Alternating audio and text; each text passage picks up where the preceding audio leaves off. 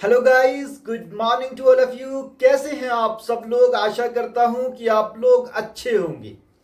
आज मैं आप लोगों को बताऊंगा कि केवाला क्या होता है और केवाला कितने प्रकार का होता है।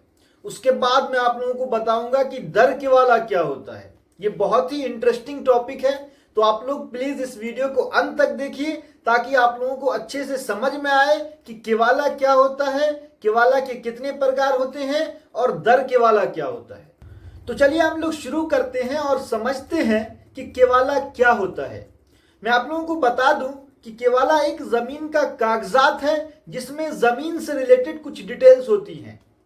केवाला में मुख्यतः 5 पॉइंट होते हैं जो बहुत ही महत्वपूर्ण पॉइंट होते हैं।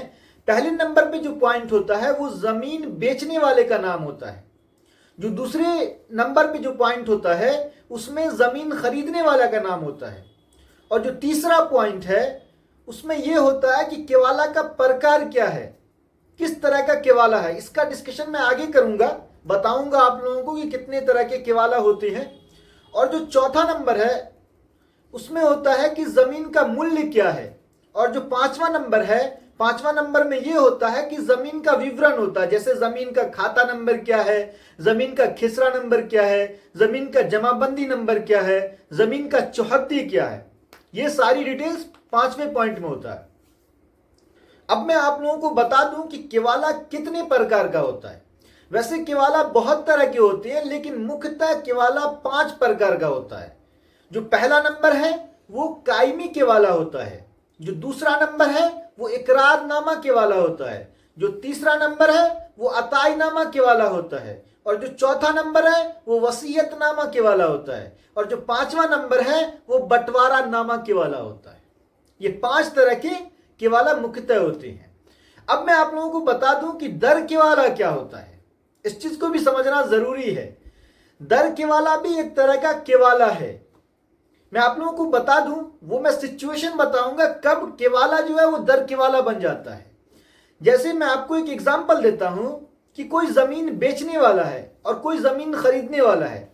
जो जमीन बेचा है, जो बंदा जमीन बेचा है उसके पास एक केवाला होगा, और जो जमीन खरीदा है उस जमीन का वो रजिस्ट्री करवाएगा और उसके पास एक नया केवाला मिलेगा। अब जो बंदा जमीन खरीदा है, जिसके पास नया केवाला है, उसके लिए जो बंदा जमीन बेचा है उसके पास जो केवाला है वो दर केवाला कहलाएगा।